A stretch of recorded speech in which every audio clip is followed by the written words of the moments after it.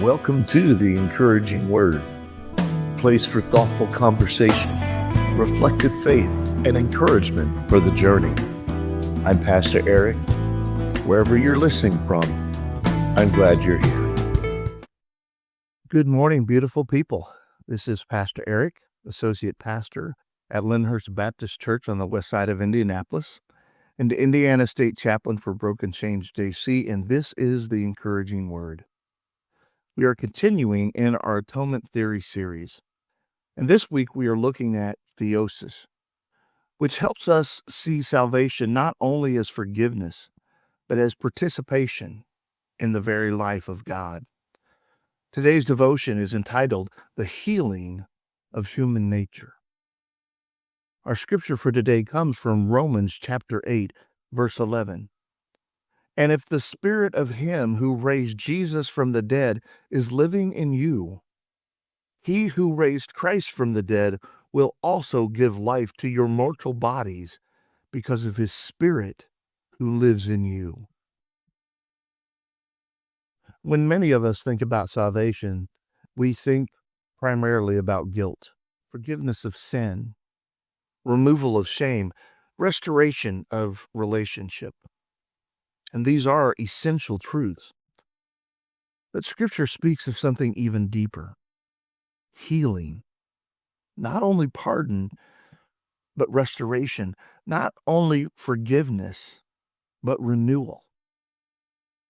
Sin does not merely create legal problems. It wounds human nature itself. It distorts desire. It disorders the will. It clouds the mind.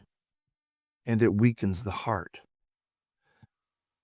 Salvation, then, is not only rescue from penalty, it is the healing of the human person.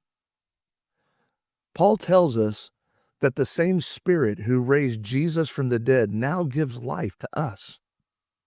Not only future life, but present life.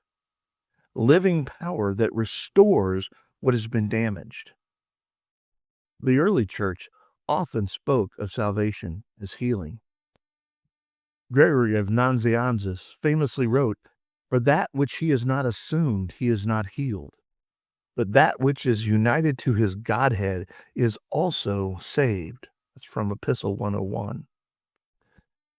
Gregory is saying that Christ took on the fullness of human nature so that the fullness of human nature could be restored.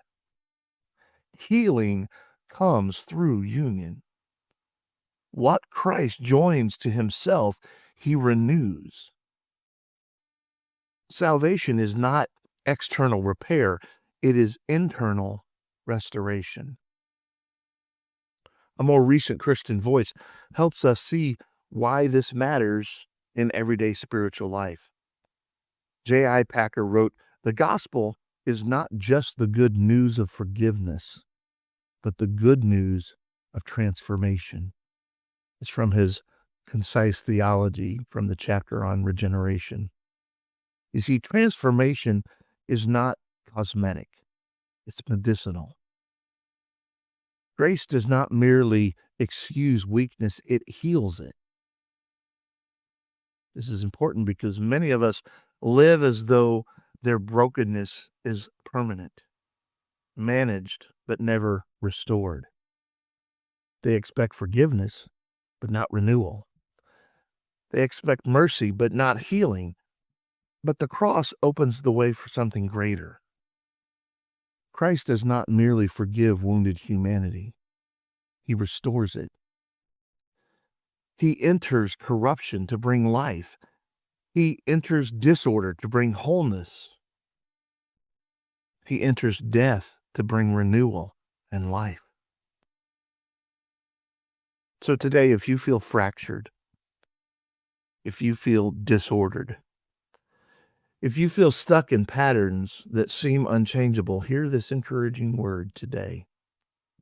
Salvation is not only about being forgiven, it is also about being healed.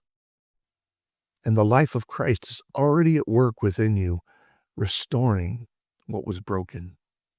Receive this blessing. May the life of Christ bring healing to every wounded place within you. May grace restore what sin has distorted. May you grow daily into the wholeness of God that He intends for you. Grace and peace to you, beautiful people. Thanks for sharing this time with me. I hope these words have given you space to breathe and something steady to carry with you into the rest of your day.